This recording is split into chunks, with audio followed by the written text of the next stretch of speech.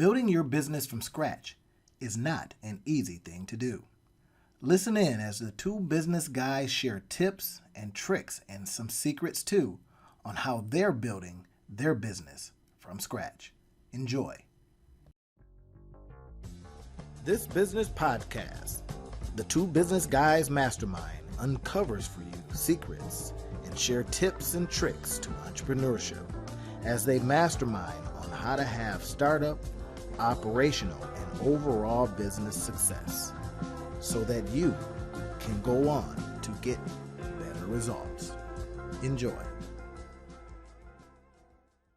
So, hey, welcome back, everybody. The Two Business Guys are masterminding once again, right? And we're actually masterminding on a project that we are creating. Now, we talk to you about this all the time. You've got to be a practitioner out there nowadays. You can't just come and say, hey, I have an idea, and because an idea is not a business make. I kind of say that again. The idea does not make the business. Now, we know that. You kind of know that. And if you didn't know that, here's a pretty good example. We come up with ideas. John and I come up with ideas all the time, and then we have to make a determination as to which one to pursue. So when we are talking about building a business from scratch, and this is part 2 of building a business from scratch, we says, okay, we have an idea, and you guys have heard a little bit about that, right? And now what we're doing is just really winnowing it down to which approach, which minimum viable product that we can put out there. That's a process, and everybody, let me tell you, it's a process that will, it'll get you. Want it, John? I mean, because you just don't know what you want to do. We don't know if the marketplace is going to accept which one they're going to accept. So, I was able to send John a list of things that we have to consider as we start winnowing down and thinking about the launch, which thing to launch first. So, John, I'm going to go through this, and then we're going to break them out for our audience. Because, again, if they're out there and they have a ton of ideas, like we have a ton of ideas, and they just don't know what to do next, that's what typically happens. You get to a point where you get bogged down with those ideas. Now the ideas are like they're tyranny, right? Because they're saying, I want to be expressed. Johnny, you've developed a little bit of a system of how to pump them out, right? Me, it's VAs. You get some VAs and you rock it out. You concentrate on it. And I take like the Seth Godin approach. If you notice, he'll create things, put all kind of time into it, 16, 17 months, and then he will turn it over to some people. It makes some money. He was the founder of it, and then he'll turn it over. And he did that just with Alt MBA, ALT MBA. He just turned it over to some of the people that were right there with him. He probably gets a little check from it, but now it's their job to go out and make it big. He started it, and he's done that with 3 or 4 or 5 different companies. Now, the approach that you take is that, hey, look, you partner. Partner with somebody. But we still have to be cognizant of the fact that you only have so much time and money to pay attention to these ideas, right? So, John, here are the things that I sent back. This is what we're doing here, everybody.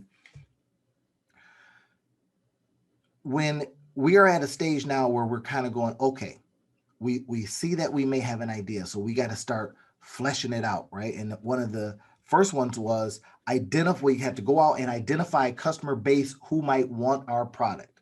Yep. That's the need determination, everybody, right? That's one of the very first things. That's why it's number 1. Then I says launch a minimum viable product by April. This is the where you say, I believe I've got something the marketplace might want, but it's all based on whether or not we found a customer base. Then create a business marketing rev generation traffic channel plan. And this is based on whether we get sales from our MVP. So, okay, everybody, you got an idea, right? Well, create something as quick as you possibly can to put it out there to test it against the marketplace. Right now, you can do it that way, or you can say, look, I'm going to go into the red ocean and I'm just going to try not to get, thrown overboard and eaten up. Mhm. That might work. If you can carve out, if you could take a piece of that red ocean and then, make it blue, right? Then now, number 4 was set up a scaling plan. So you see how we're progressively going through this. First, we identify a customer base, right? You get an inkling of an idea and we go, okay, is anybody going to buy it? Who's out there? Who's selling something similar? And we did that last week. You guys didn't see that.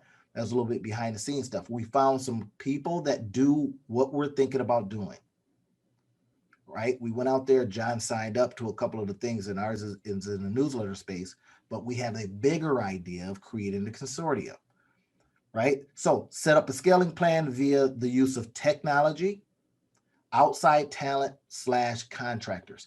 Now, why this is important is this, everybody, is that right now, because you're a busy person, you have to immediately introduce your scalability.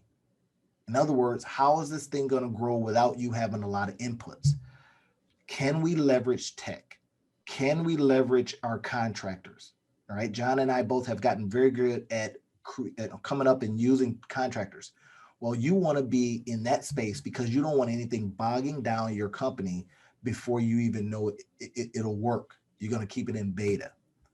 Right now, solidify joint venture investment requirements and financial risk mitigation and time investment agreements. Right? Sometimes we can scare people that want to be on a project off because we send them sign here's, right? Here's a confidentiality agreement. They go, look, I don't know if I want to hang with you yet. Right now, we then solidify that because we look and say, hey, we might have something here. We've kind of tested the market. Now let's make these nuptials, if you would, nuptials. Let's make them a little bit more real. Let's put some paper to them. And then we're going to do number 6 is do a soft launch pilot program. And this is what's going to happen in April. We want to further test our assumption. Keep it in beta for an undetermined time. I think Google is still in beta, right? They're always trying something new. 20 years later. 20 years later, right? They say they're in beta. But when you introduce something as a pilot program and as an experiment, we've talked a little bit about this, say call everything an experiment. If it doesn't go the way you thought, then it's an experiment. It's a pilot program. And because it is launched with that idea, then if it doesn't work, you kind of go, okay, it didn't work. What can we pull from it and repurpose in another way, right? But we got to get out there and test. Then we set up our scale fulfillment systems for increased orders. If it starts working, then we set up and really start seeing where can we put systems in place so that these two busy entrepreneurs that have lives and other stuff going on, that it can scale without us. And then, one of the bigger ideas is then we look at who we can bring in to run the company. If it's and I love to self-fund companies. And I don't mean taking money out of my bank. I mean, we fund it with the customers that buy, right? I don't start a company and say to myself, oh, it's going to lose money for 3 years. I want it making money right away because that's proof because the customers are buying. That's customer self-funding it via customers, right? So now we want to break some of these out. We'll get through as many as we possibly can, but again, listening into as we build it from scratch should give you some insight into this process. So John, let's jump right into it, man. Identifying the customer base. Now you've been able to do some research and see that, newsletters are kind of hot, Mm-hmm.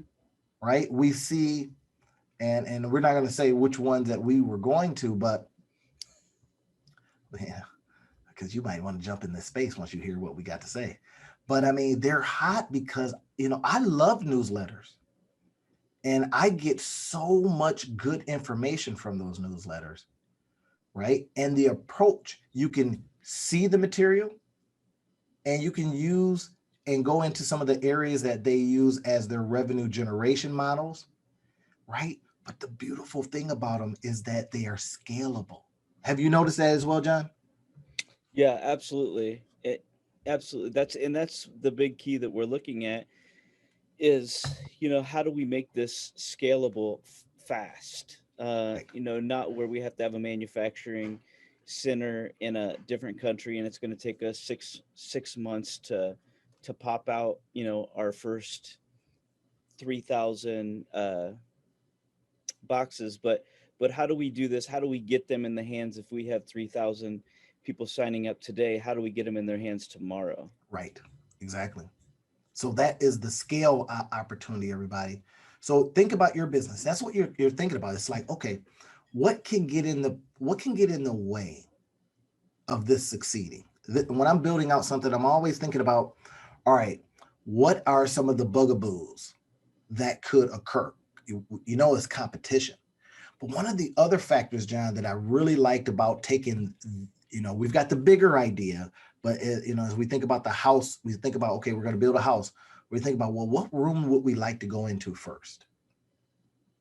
Right. So when I says, let's approach it this way, because we can build up.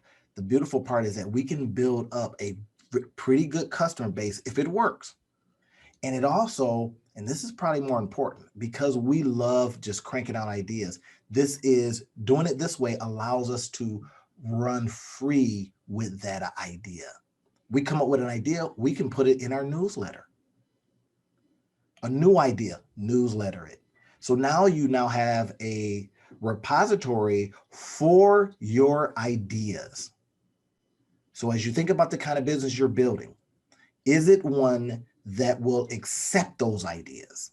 And then they could be of use. Because John, you and I come up with an idea tomorrow, we individually put them into next month's newsletter, right? And then we do what we do from a revenue generation standpoint, getting some things that people might say, you know what, I really dug that idea those guys are coming up with. That was very useful to me this week of this month. And then they go, well, what else are they offering? And that becomes, when they click on these things, becomes the rev generator. Now keep in mind, everybody, that we're going to be doing this in a digital way, and that also adds to the scalability. You see what we're doing here? So as we build this thing out, we're saying, let's test it this way, right? And that's identifying and seeing if we can go get some customers. And one of the other things that you'll notice is that we don't necessarily have to have our own customers first. No, we can go find what competitions, what are their customers, where are they at? John, this is funny. I was showing a lady yesterday. I'm helping her basically build her business from scratch, but she's going into the digital space, and I'm helping her, translate that, what she does now, building things out into the digital space, right?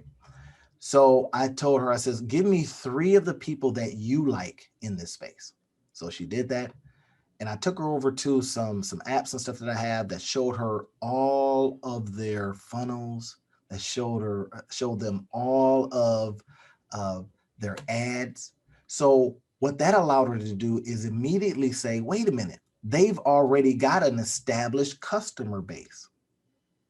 All I have to do is put my stuff in front of those customers to see if they like my stuff too. And this is what you guys can do. You don't have to reinvent the wheel, right? And now this is coming from a recovering wheel reinventor, thinking that I had to have something new. No, you just have something that other people might like. They might be tired of what they've been doing or just bored. And they look at your product and go, hey, here's new. And he says, well, it's not that different. But that, because it's not too different, they go, well, it's kind of familiar. Let me check this out. This might be something interesting. So that's what we're going to be doing. We're going to be introducing something that people are used to, but maybe because of the angles and the ideas that we put forward, they go, this is interesting. John, what are your thoughts on that one? No, I think it's something, and I look at this. I'm a big picture. You see things at the micro level. I see things at the macro level, and in in putting this together, the newsletter is the beginning. That's the entry point, Yep. and we could move in so many different directions. Where, we had talked about um, podcasts, adding something like that. We've talked about um, books, so we have a publishing arm. We've talked about networking circles. We've talked about e-learning platforms, Yep. which you have been in the space of already. Access to different types of web folders, and other things as well, type of content. And that's a great part, everybody, is that when, and this is something John and I did, we took a couple of, tests to see how we move, right? Not necessarily like the Colby test, right? Which is probably one that we should take too, the Colby test, Kolbe. But it just helps identify whether or not you have complementing strengths, right? And negating weaknesses, right? And this is something that it's not to say that you can't go into business with that person that has the same ideas as you. You just got to realize that if we do this, then we make sure we get somebody either on the contract side, the virtual assisting side that has a whole different approach, right? If we are idea people, we've got to make sure that we have an implementer in the room, right? And one of the tests that I sent John, and I've taken this, it really quickly identifies whether you're a doer, whether you're a learner, whether you just like to love up on people, and what was the other one, John? Or learner, Is that right? it? Yeah, I can't. Yeah. And John happened to come in areas where I don't, I'm in the lead space and I'm in the learn space. That's why I constantly am learning something. And then I go, all right, I'm looking at this from the general standpoint, right? And that's what John's talking about. When you have someone that thinks, hey, I can see and visualize the house, you got to have, that's like the architect. You better have a good contractor that can build your vision and be okay with that. The architects don't start getting out there trying to, put up drywall. It might not be a good deal, right? So you bring in those parts and you say, this is where I would like to see it. Now, all of that also suggests that there's weaknesses. We have blind spots. I'm out there leading and I look behind me and where is everybody? Right? I can take all the arrows that way. A learner, you spend so much time learning, you look up and says, what have you done? Well, I learned this. So you either, force yourself to do those parts that you're weak at, or you say, you know what, let me go partner with, and this is in John's, domain, is partner with, or me, I like to get, virtual assistants and say, okay, I need this built. This is what you'll be doing. You're my implementation partner. That's it. Your whole job is to implement, Hmm. right? And that's where you now can get stuff built, get it built quickly. And if you have it in a way that it can scale out, then you can now put it out into the universe and it starts creating opportunity and income for yourself, right? And that's why I went totally, for the most part, totally digital, because you can build that once, right? And then start making money on it for as long as it sells, versus you having to go out there, open up your trunk and sell something, right? The old school approach. Because that becomes, oh my gosh. And the retail model is going bye-bye. I'm going to tell you right now, everybody, the retail model is going to suffer greatly because your distribution channels are going away. Is that making sense, everybody? Your distribution channels, which is malls, stores, stuff like that, they're going away. People in the pandemic of 2020 has increased people's comfort level of buying and doing online Exponentially. I was think exponentially. I was thinking about this the other day. We were going in this direction, and I had written an article over a year ago in regards to this, that retail was dying, Mhm. but this pandemic, it was already dying, but this pandemic has spurred it, years ahead. Yep. And so it's dying at an exponential rate, and we're going to see lots of empty. I mean, last time my wife and I were in Chicago a year ago before the pandemic, we're like, man, there's something going on Michigan Avenue. There, a lot of the stores are gone. There, Yeah. and I told her, I said, Rachel, I said, retail is dying, Yeah. and now we're going to see that on an exponentially higher level because eh, these businesses are finding out I don't need to employ and and pay for all this overhead, this space, this heat, of all of this equipment. I was telling Randy, I think I was telling you, Randy, the other day that 7,000 people a day are moving to Florida because businesses are understanding how much money they can save now by having team members work from home remotely, Yeah. and so they can work from anywhere in the world pretty And much. why not work from somewhere warm? Yes, yes. Right. Texas kind of messed their head up a little bit because it's like, wait a minute, it's not supposed to snow over here in Texas. And it got pretty bad.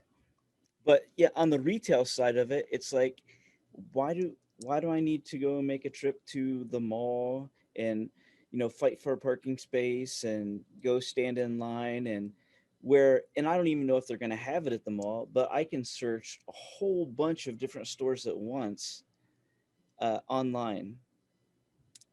Yeah. Isn't that interesting? Now, that's not to say that some innovator can't come along, right? And as I thought about this, I told my wife, I says, hey, you got all this mall space, right? So what does that right there suggest? Well, you got parking.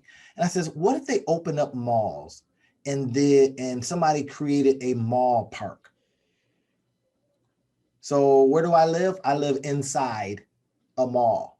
Well, basically, it's inside living, right? You can create a tremendous community, no different than a mobile home park. It's just inside.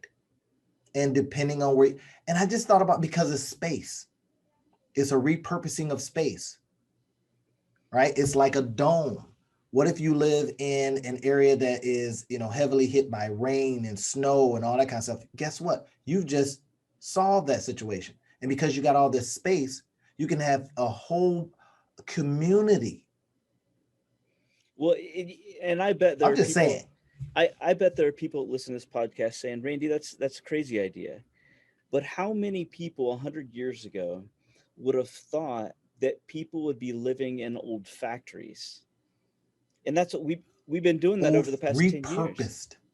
Yep, all repurposed. My office space is in an old furniture factory. Um, this and even in New York, they're already talking about this, taking some of this old office space, and they have a housing shortage. So when are we going to make it into apartments? So why is that such an outlandish idea to use mall property as that? I That's mean, right. if you can envision it, that's the first step in building something. Yep. And you talk about cloud kitchens. Remember that? That the Uber guy, the guy that started Uber, was saying, hey, and his idea was early.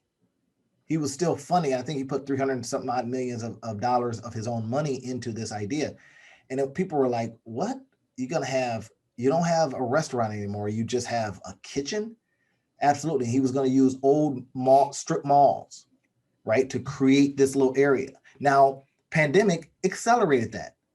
Then, what ended up happening was, I think this is long before he even had he had somewhere out there. And I started hearing a lot about cloud kitchens. And I started telling people that friends of mine that were in the consulting space helping restaurants or people start restaurants says, hey man, you might want to slow down on that. This is probably a year before the pandemic hit. You might want to slow down on that because this thing called cloud kitchens and its approach can make all of the difference in the world with people starting things without all the overhead. It's you, your kitchen, your delivery people, because the infrastructure that was built from the delivery space, that being, started making so much money, and people and restaurants started seeing that hey, wait a minute, this is making us a lot of money. Why do I need to have all this room? I can just have a kitchen. You can try different things. You can have a different menu every month. All of this becomes possible. And then, of course, when the pandemic hit, people had to have stuff delivered. And that just, boom, accelerated it. So think about that now as we are building out, jumping back into what we were talking about, we're looking at, again, who is the customer? Identify. right? And this is, we are really thinking about, we've identified our customer. We kind of know that with the Entre Hustler newsletter and the Entre Hustler box, the newsletter is the one thing, the box is going to be like the extra. It's the something that if you decide you want to subscribe with us, because that's building out the rev model. You guys are hearing that? Then we say this is something we're going to be sending you every month. And inside is something awesome.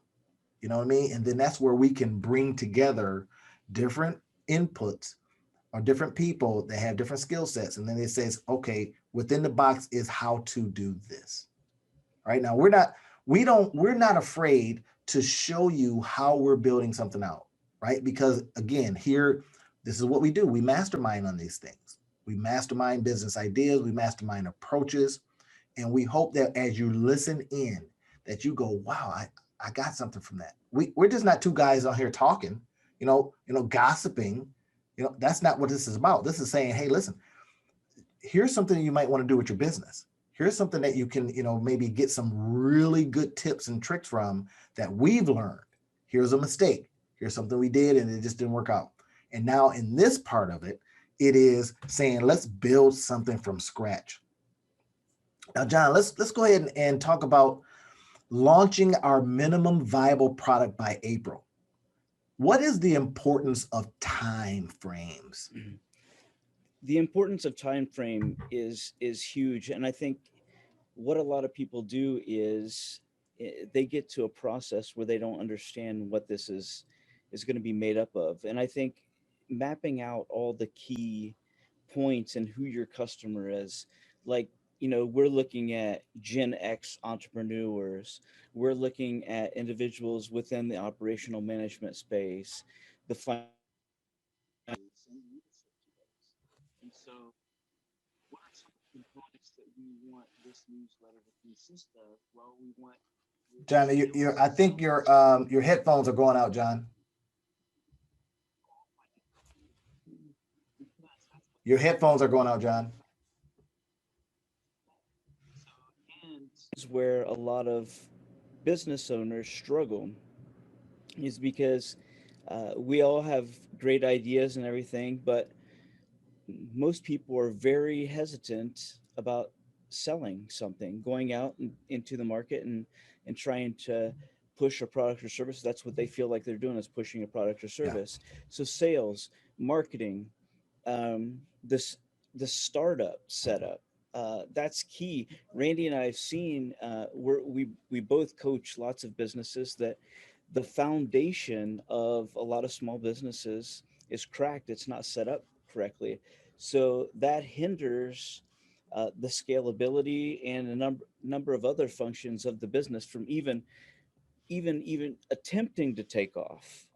So going back and how do we do some market research with our customers? How do we look at business plans im- im- and licensing and those types of things? So those are some of the subject matter that we're going to be hitting on within this newsletter. Right. And that's a good part, right? And look at how we're doing this, everyone. And again, we consider this a pilot, right? We consider this hey, we think we can get in this space and make some noise, right? And we also know that when you start thinking about deal flow, is how we're going to attract some people into the bigger house. We're not building the house first, we're building a room. And I'm using that analogy because we understand that if you have an apartment or you have a house, you're usually in one a lot, right? And now you say, if I wanted to invite people over, then I have other rooms that will entertain them in. That's the availability part of it, right? Now I'm kind of a minimalist. So I have a small house. I really don't like to have a lot of stuff around, simply because that's just an approach I like to take, right? And that has saved me during the ups and downs of the economy, not having a mortgage, not having all this stuff, right? So that's just my approach. But as you think about it, I wrote it down, John. Our first approaches. Now, this is so counterintuitive. It's so different than what we see businesses do first, right? First one, it really, the acronym is ILM: identify, launch, market. People are like, what? Yeah, identify the customers, right? Launch that minimum viable product, right? Eric Ries talked a lot about that in Lean Startup. And then once you determine that you have some biters of the and here's now I'm mixing metaphors, but now if somebody is biting on what you've put out into the water, somebody's biting on it, then you market. That's when you pour on the marketing. Typically it goes the other way. People build a business plan. Well, business plan based on what? Right? We go in, our first approach is to say, is there is there a place that people are already? We look over there and we kind of go, hey, let's go over here. We go and we kind of listen in what they're talking about. That's the identifying what they're talking about, what seems to be people's problems, listening in. And because we've listened to so many entrepreneurs and business owners and the problems that they're having, this is how we start determining our deal flow, right? How are we going to find the people, identify with the problems, then we launch something that addresses what we hear all the time. Then we wrap that around into our marketing messages.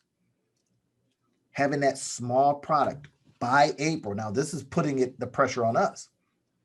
So that way you don't stay in start mode all the time. You give yourself a time frame. Hey, this is going to be done in April. Now we're talking less than a month. Now that's up to us to figure out how to have this done. But you see, we have built that all into the launch and the approach. John and I probably have, 20 or 30 different things that we can literally put into the newsletter today because we do different things. We got 20 or 30 things that we can put into the rev generator idea of the Entre Hustler box, that we can put that in right now. And then once we start marketing, now we have customers that have bought that says, hey, you guys, Entre Hustler box was awesome. Thank you for that. I was teetering on being just an entrepreneur, but I didn't know I had to have all this hustle in me. And then the hustlers are just saying, look, thank you for showing us how to professionalize this by becoming an entrepreneur. And I'm not just a hustler now. You see what's happening here, everybody? Is that we're taking the ILM approach, identify, launch, and market. Now, imagine now you got this box and we said this to you, or in the newsletter, you says, hey, here is the ILM approach to starting any business. That could save you thousands of dollars from you going out building it the wrong way. Now you got this in the newsletter, and then you says, oh my goodness gracious, I was getting ready to spend, unheard of money long before I even identify whether I even have a customer. Mm-hmm. And I didn't know how to go find the customers. And then here we come and show you, well, let's find them by going over there and seeing what the competition's doing. We just roll over there and see, hey, what are they doing? How are they solving the problem right now? And here's something even more important, everybody. You may discover that it's too red ocean. It's just too many people in the water. And you may discover that I should not launch in this arena. It's just bad. Or you may say, I'm brave and I'm doing it. I'm going to carve out a section and I'm going to make it blue ocean. Is brave what you thought? Huh? Is that the That's word not that the first thought, thinking? No. Sometimes you just got to be, stupid, right? And just go. But that is, again, if you're brand new, sometimes you don't know what you don't know. Absolutely. Right? And you fools rush in and then they win because they didn't know that they couldn't do this thing. So when you've been in business and you've been burned and you've been hurt and you're licking your wounds, sometimes if you take it back to that base approach that I don't know what I don't know, right? Even in a mature market, that's how you can disrupt. And I'm telling you right now, everyone, hear this now, you can believe us later, but disruption is coming fast. the pandemic has made it so that companies have to refigure and rethink everything.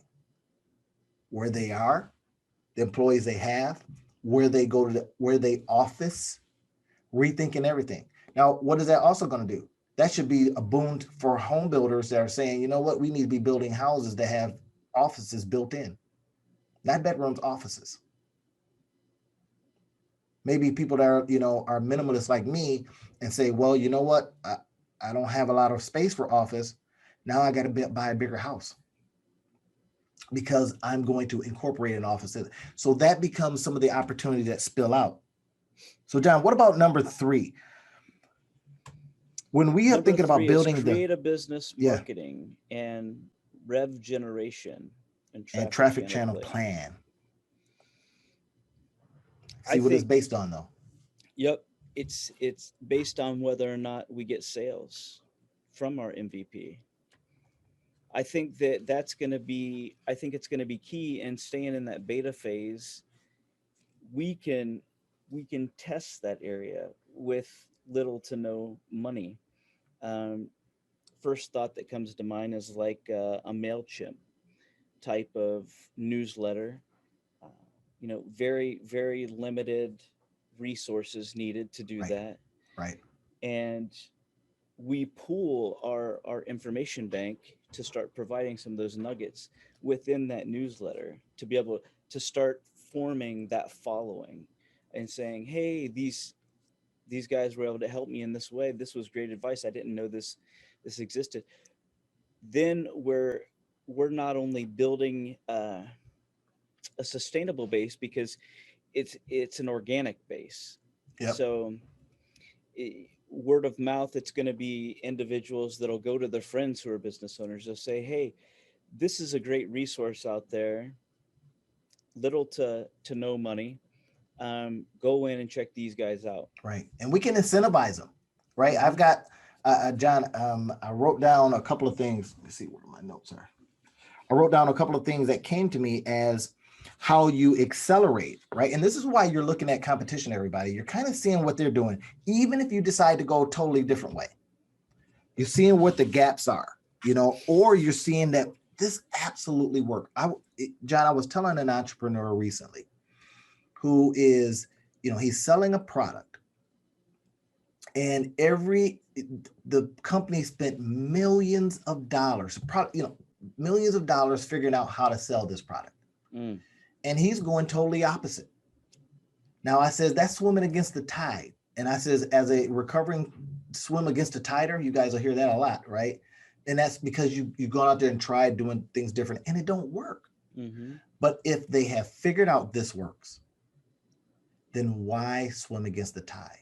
You're going to get tired unnecessarily and drown. I said for 30 days, actually I says for a week in his case, because he's very busy. I says for 7 whole days, do exactly what they say. If they say make phone calls, you don't do nothing else. Make phone calls. I said, because what you're doing is you're saying, well, if they say swim with the tide, you may get to destination faster swimming with the tide versus going, swimming against the tide in that particular case, right? So I said, that's all I'm suggesting. If you find out that approach does not work for you, now try other things. But it's let's do one thing, let's throw it all in, totally immerse, and see if that works, right? So when you are out there with your business and you're either, whether you're in the startup phase or you are, ramping up, ask yourself, are you swimming against the tide? And if you are, stop. If it's not getting you results, don't get me wrong. If it's getting you results, then forget what everybody else is doing. Don't be the wildebeest running over the edge of the mountain. But if it's not getting you the results you want, then don't be hard-headed. Do it as they say. So as we're looking at competition, we're going, what is working for them? What seems to be the thing that just works? right? And if we notice that they're incentivizing people in a certain way, then we can use those principles. We don't have to copy their stuff. We can just use those principles to grow. And we've seen time after time, especially if you read a lot of growth hacking stuff like I do, then we say, okay, how did they build this newsletter? Well, maybe they incentivized people by saying, hey, if you share this, you remember how Dropbox did it? Dropbox says, hey, we'll give you extra space if you can share this with, and they sign on to. Right? I just recently was testing out this approach with Buy Me a Coffee. Right? And I got tons of people buying me coffee. And then they says, I like this approach. And Buy Me a Coffee says, if they sign up, right, it doesn't cost anything, and then they get their first coffee bought, you get a coffee bought. Right? And the coffee is basically money. Now, what is that like? It's kind of the Patreon approach, right? So they just created a different environment. And it's basically saying, hey, it's the same concept. I did a thing. Somebody says, I like that. And they buy you a coffee. Now, of course, when you sign up, they say you could buy a pizza, you could buy me a beer, whatever it is, right? But people buy coffees all the time. And I had people coming in that I've helped just buying coffees, because now they had a chance to pay back, if you will, for free stuff that I gave them, in certain cases, months ago. Mm. So the law of reciprocity, you see what's happening here. So what we're doing then is we say, how we now are going to approach getting people onto the platform and then growth hacking the platform. So we may say, hey, listen, if you can bring 4 or 5 people in, 1, 2, 3 people in, we will give you the next 2 or 3 boxes, Entre Hustle boxes for free. And inside the digital boxes, all these goodies, all these great how-tos, tools that we may know that you can use that we don't necessarily put in the newsletter itself. Right? So those just become opportunities, but they didn't just come from our brain trust. No, we saw it. We reverse engineered some stuff. And that's one of the approaches that you could be taking in your business, and especially now because you got the technology. It's like $6 Million Man. Remember that back in the day? We have the technology. I do. So they built a dude that was a robot. Yeah, but what was his name? Austin? Steve Austin. Steve Austin, yes. Yeah, because I used to love $6 Million Man. Then they came up with a $6 Million Lady, right? So same concept. All right, so John, when we think about this, right, we create a business, the business marketing, I shouldn't have put a comma there, but business marketing, rev generation, traffic channels. And I was telling this entrepreneur that I was doing some consulting for, I says, if that traffic channel works, great. If it doesn't, now explore the other traffic channels. Now, when you talk about that, Randy, are you talking about like social media, those types of things? Yes, those are the channels. It's like, what is my channel here? Is it, I just do phone calls, direct mail, traffic channel? Do I just do social media? In other words, I have the traffic channel that is Facebook, the traffic channel that is LinkedIn, the traffic channel that is Google, right? And within that subset of social media, you then have other traffic channel opportunities, right? Email marketing traffic channel. So this is, in essence, everyone, where you're going to get people into your stuff. And sometimes, get this, they don't work at the same time. You can run a whole bunch of Facebook ads and they just won't work. You go over to Google and they work. Right? Now you got Google, and you got a split. You can run, let's say you're doing Facebook traffic channel, you're doing ads, and they just aren't working. But then you go to Instagram and they work like crazy. Let's say you're doing Facebook groups and they're working like crazy. So that's the exploration. You have to figure out what traffic channel works and then explore it. And they don't work at the same time. Sometimes they're saturated. Somebody's been in there, the marketers got in there and just, messed it all up for everybody, right? And they just aren't working the same way. So your job as the entrepreneur is to figure out where they do work. Right? I see people online all the time. Hey, do this, drop it here, drop ship, all this kind of stuff, right? And some of the stuff just isn't working again. It's just too many people in it, right? It's red ocean and nobody's eating, and then they're looking at each other like maybe I should eat you. Right? Mhm. And that becomes just a messed up situation. That's where the blood and the water comes from. So, and red ocean idea. You're figuring this out. What works best for you? What works best for your product? What works best for your customer? Right? And that's why we've inverted how you're going about building this business from scratch. We've inverted it because we say we got to go see where there's a pool of people first, feeding, eating, getting their information. And this is the beautiful thing about now approaching it the way we have. And John and I talked a lot about this. The thing that we were going to build first was so, it was intensive. It was going to be a lot of hands on. And I was like, dude, we need to build something that we can look and see if we can scale it quickly. We can use our creativity, pour stuff into it. And John comes up with an idea probably every half a second. I come up with one every second. You know what I mean? And then we could say, hey, new idea. Oh, let's throw it into the Ultra Hustler box. Yeah, let's send it out as the next. And people can, now we have a place of where they are.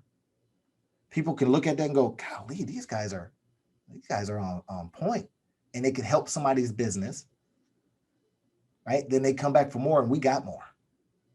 Mhm. Right? And this month's box might be the thing that a whole industry hadn't thought about, but we're able to build something out quickly, put it in the box. You get your box. You're on a subscription plan, and you go, "Oh man, I had not thought about that for my industry," and that becomes the value that we are making in the marketplace. Right. So that's a determiner. And then again, how is this going to rev out? How are we going to make money? Right. And that's where you're setting up the revenue generation, traffic channel, and then what we created. I told somebody this the other day, and this is not original. This is not mine, but I said there's really only three things that matter. It is your oh shoot, I can't think of it now. It was the marketplace, right? Your offer to that marketplace, and your traffic, basically your traffic generation source, right? So what you're offering matters, but it could be wrong. How you're marketing could be wrong. You know what I mean? There's factors there. So that's why you go out there and you set up things and test it. All right. So, John, let's roll over to number 4. Set up a scaling plan via the use of tech, outside talent, and contractors. Absolutely. So whether you're going virtually, you want to make sure that you have enough server space, that your space isn't going to crash if 10 people try to read the newsletter or get into your website, or whether that's product development. Hey, how many products per X amount of time, and how long does it take in transit? Can I get? Do I need to look for other manufacturers as well? But making sure that you have clearly defined and mapped out not just what your plan is today, but what are some of the alternatives Like if, that. hey, we get this ridiculous amount of traffic to this newsletter. Well, how do we sustain that? How do we keep our site from not crashing? How do we turn that into subscriptions to something else? How do we have enough if we're advertising books and different things? Do we have enough in inventory to be able to meet those needs? Or if we don't have them stocked up, are we able to get them fast enough where Yep. people aren't going to be waiting months? Yep. And that's your scale. So when you think about scaling, don't get scared about that word, right? It just means your ramp up ability. That's all, right? Can I ramp up? Do I have that inventory, or am I going to be scrambling, looking around? This is where you start thinking about and I used to tell people that were in the t-shirt space, I mean, that were literally printing them up, they were buying them they were buying the t-shirts, taking them, to the house, and then going out saying, who wants these t-shirts? And that was so inefficient. Because now you got a whole bunch of that product in your house. You better not have a flood, you better not have mold, you better not have anything going on there, right? So then I says, well, why not set up an opportunity where it doesn't matter how many people buy, you will always be able to fulfill, Mhm. right? And that was one of the key things. You will always be able to fulfill because you don't have all the inventory. Now, for that, you're going to pay. But if you say to yourself, well, let me see what this does for me tying up money versus me paying or getting, receiving, 40% for not having to house it, for not having to ship it, for not, think about that for a minute. Anytime I see somebody on Facebook and they got boxes upon boxes upon boxes in their house, I go, that's an inefficient way to go, unless they pre-sold the boxes. Right. Yeah. And then they went and sourced the material, and now they're just showing you before they ship, right? So that's your scale up plan. And then you say, well, from a technology standpoint can I use? How is this going to be delivered? Well, in our case, it's going to be electronic, Hmm. right? Maybe once or twice a year, we'll do a print copy just for, shiggles and grins, I guess, right? But we'll maybe do something in the print copy space that allows us to have another access point, right? But that'll be based on whether or not it's working in the first place. And then contractors, two of us, or even if we had some other people on board, is not enough sometimes. We got to have other people out there that can quickly do design stuff, right? That can quickly build stuff. And you've got the technology out there. You've been seeing the Fiverr commercials. Guru.com is there. Upwork is there, right? 99 Designs is there. All things available and ready to help us be successful. All right. Now, John, what about this solidifying the joint venture? We really got to start as we Absolutely. go. We got to So get people aboard and I, ourselves. We got to make sure that we know who's going to do what. and make it sure it's above board. One of the things, and one of the biggest problems that we run into is look at the Facebook issue. That started on the Yeah. campus of Harvard.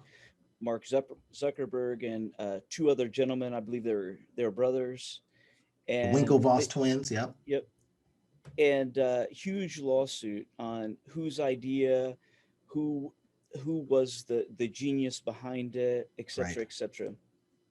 Um, so having everything spelled out so that you don't run into those billion-dollar problems 3 months, 8 months, 12 years down the road, Right. is that we're defining expectations, and we're defining what does this look like, and who receives the equity and how much of the equity. Right. And that's just how you tighten it up, right? You don't always have to do partnerships. You come up with joint venture agreements. You come up with,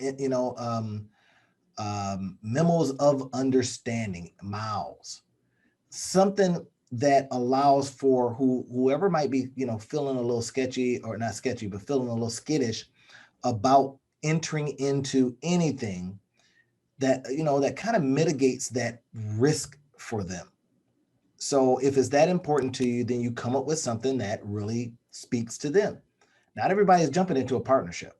I'm skittish of partnerships because, well, the risk mitigation part or financial risk mitigation. So we come up with something that works. And that's what you have an opportunity to solidify. Now, some people say you come up with that first, and that's smart. But sometimes that can take so darn long that your product is withering on, or your idea is withering on the vine because you can't get the language right. First, again, you're seeing if there's a market. You decide on that. Seeing if you got a reasonable plan to get to revenue. Okay, all right, great. I think this might work out all right. Then you solidify your joint ventures. Now you can go out of order. This is just suggesting stuff here, right? But people are worried about risk. I think back to the guy who helped um, Steve Jobs and Wozniak start Apple. The reason he jumped out was because he looked over there at these two fresh kids and says, if this goes bad, I'm going to lose my house. He may not have said it that way, but he was thinking about the risk involved. And as a result, he sold. Bad move because he couldn't come up with an agreement that worked out for him. And those guys went on to make, as you know, gazillions of dollars. And this guy is probably, he was probably kicking himself saying, I missed out on that one. He jumped out. He got scared. But how do you now create an agreement that helps you, mitigate that risk? I love that word. I'm sorry, everybody. It's a, huge word, but mitigate. In other words, how can we make it less of a potential problem, right? And especially when you got people that have ideas. You look over there at them, you go, you know what, this one, you may get tired of this idea. So what do we do to reduce and mitigate the risk of you deciding you want to do something else? You know what I mean? That's why a lot of this stuff gets done in the inverse order that we've decided on it. Because if it's a good idea and you get a, hair up your butt about doing something different, you then hand it off to your group that then grows it. And then you go and do your new thing. And maybe you still have a interest in it, but you may not be running it. Right. And like I say, I like to call that the Seth Godin approach. Build it, look over there at it, knowing that you got more ideas. And he says, well, I want to sell it to you guys, or I want to, have you guys run it. This is the structure. You send us a check every month, and then we will advise. Something like that. Come up with it. All right, John, number 6. Number Soft 6, launch yep, soft pilot. launch program by April. Randy, as we're sitting here, I have to admit that my head is spinning. I am already thinking of how we put this down into newsletter form, and I'm excited. I mean, I'm saying this with excitement because things are running through my mind. Well, what is the content? How are we going to put together? What are the sources that we're going to use, etc. And how are we going to introduce this to the world? And I can tell you that this is with great excitement that I have to say that I I'm kind of my attention is half in and half out because I'm thinking about this as we're doing, and I'm jotting down notes every couple seconds and whatnot. Right. And the beauty of, you see, this is, I can let you guys in on this. You guys are seeing my process a little bit, right? And sometimes we do this because, or we do it this way, is because it helps you think through things too. Now we're doing it verbally. We're doing it so you can listen in, but this is for us as well, right? Some of the messaging that, and why I sent 7 things to John is to have him think through this, right? Because John already thought of the house, and I'm saying, let's talk about the rooms, right? And that we're bringing our strengths in. And this is why we have come together and done the Two Business Guys Mastermind, and why we've invited you in to look at this or listen in. And if this is on YouTube, to look at how we're putting it together. And you see what's happening, right? So as we start kind of looking at the detailed parts of it, now you can go, wait a minute, this might work. At first, it's just an idea. You get excited about that. And then you say, well, show me the rooms of this idea. Okay. Oh, wait a minute. That's pretty good. And then that brings more ideas in. Right now, we have to be as careful as we possibly can to not ideate forever, right? Get new, excited about a new thing and then add complexity. That's why we were talking about this. If you notice, kept going back to soft launch, April, Mhm. April, April, right? Not ideating in April, launching in April, so that we now have our space to put all these different ideas. And right now, then creating it this way, we can let our ideas run free, all for the benefit of who's on the other end of those.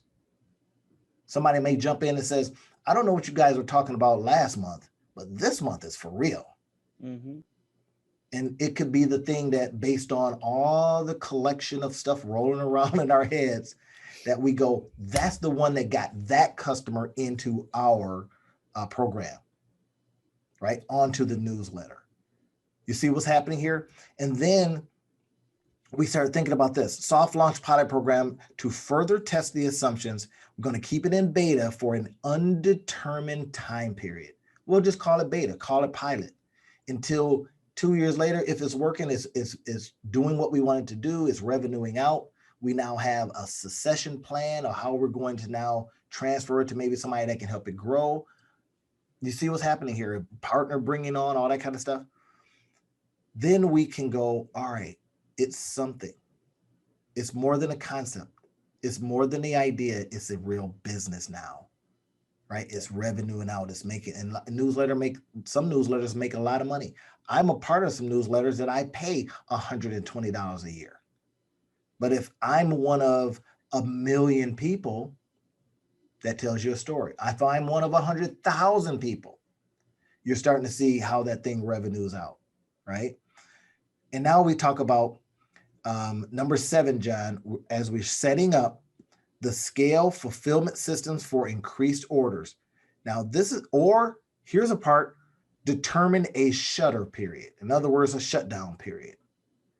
If we roll this out, everybody, and after a year, 6 months, 3 months, we have no sales, then either we stink to high heaven, right? Or our idea stinks.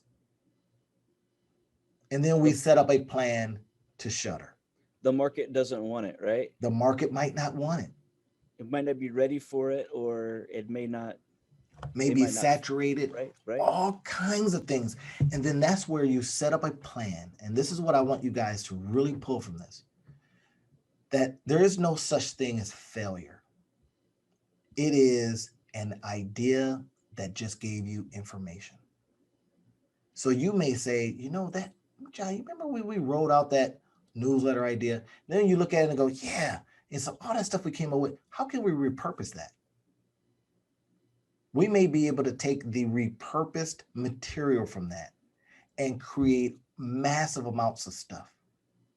Give it away, build up a list, right? Say, hey, we came up with this stuff, it didn't work, so we decided to, give it away. It's all digital, so we don't have a whole bunch of inventory. You've seen people do that, right? With real inventory, they have a garage sale.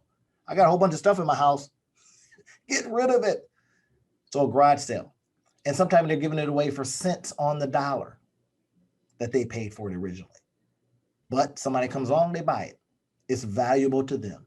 So it's the repurposing of that. That becomes, to me, one of the best opportunities. Nothing goes to waste. There is no such thing as failure, everybody. It's just information. Marketplace wasn't ready. When will they be ready?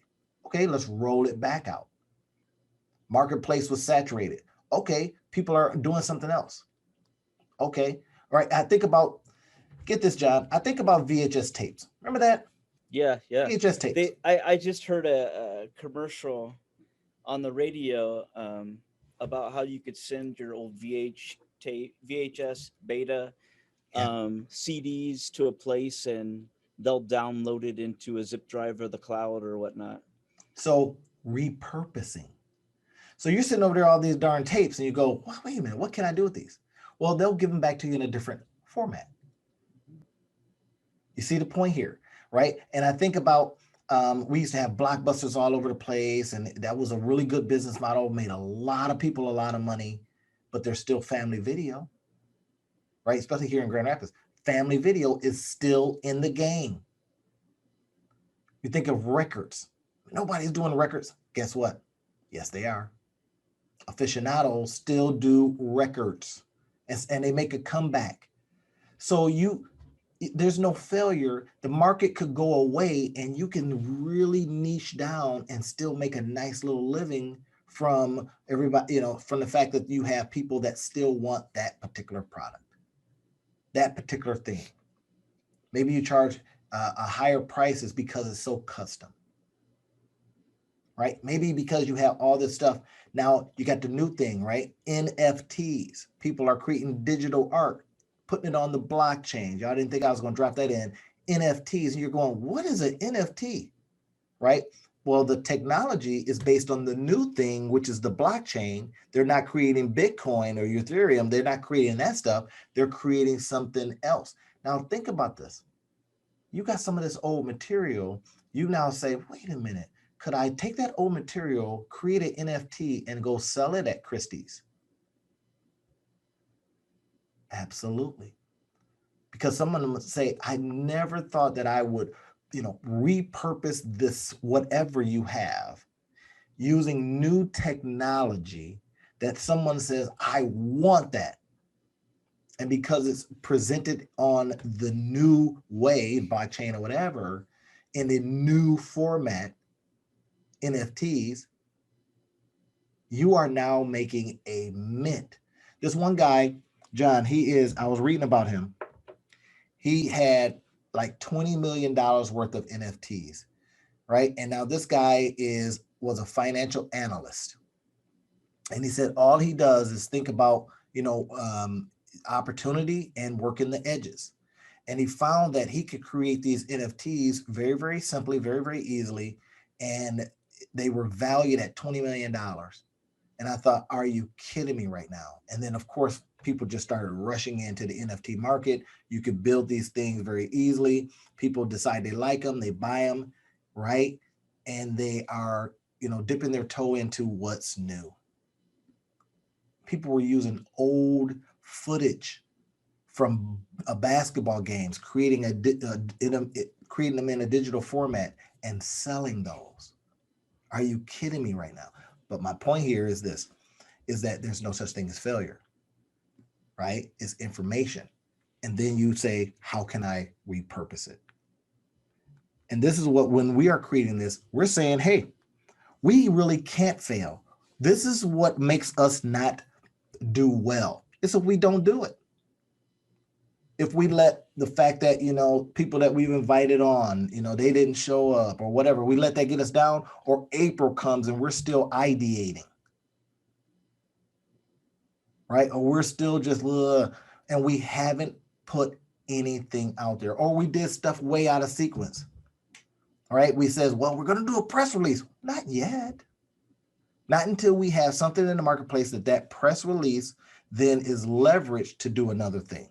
And that's drive people over to the email list that then we end up sending them more opportunity and information. So if we don't do stuff like that, or we get another idea on top of an idea and then run after that without finishing this one, that's when we fail. So everybody, if you're listening to this, think about those 7 things. Now you decide on the order, right? But if they've excited you, hey, listen, buy us a coffee. We'll leave a link. Right? But here's the big thing. Follow us. If you're seeing this on YouTube, subscribe to the channel. We are putting out these videos once a week. And we also put it out as a podcast. And we've already created a book. You see what's happening, everybody. You just learned how to repurpose something in 3 different ways. You just learn how to build and start a business from scratch, and some things to consider as you listen and watch us build ours from scratch. And I just hope that helped you a little bit. John, what can we tell everybody before we wrap up? That map out your process. So as you can see, we're starting this business from scratch. Randy brought 7 good points to us today. I think that if you miss some of those points, go back and listen to the words again, write those 7 points down. And even if you are an existing business owner, take those and match those up to what you currently have. And is there anything that you could retroactively implement that maybe your business is lacking? Or if you're just getting off the ground, how do I use that information to go forward? Thank you for that, John. I tell you, we appreciate when we come together. All right. John and I come together. John lets me talk. He's a quiet guy, but when I'm talking and I'm letting stuff out, what happens is it creates a space for more stuff to come in, right? And it gets John another idea. And that's what you want in a togetherness, right? Whether you call it partnership, or whether you call it agreement, whether you call it joint venture, You want someone that keeps you excited. You look over at the person you're hanging out with, and they're not getting you excited. You need to get some more friends, right? You need to be around people that get you these ideas, and that's what we want to be for you. As the two business guys continually expands and creates things for you, is we want to be that person that helps you stay excited, that maybe reignites you as you listen in, right? And that gets you going, wait a minute, that's a good freaking idea. And now we're rolling out something that'll help you do the same things. Hey guys, we are your friends in profits. I've been signing off all my emails, your friend in profits. And John, I think today we have given some people some good things to think about. And we hope you guys implement, I mean, implement ruthlessly these ideas. See how they work for you. Leave us a comment. And if it's a YouTube channel, leave us a comment or send us an email, whatever it takes, and see how these ideas. We want to get some case studies, everybody, to see how they're working for you. And we want to see you again next week. Talk to you then.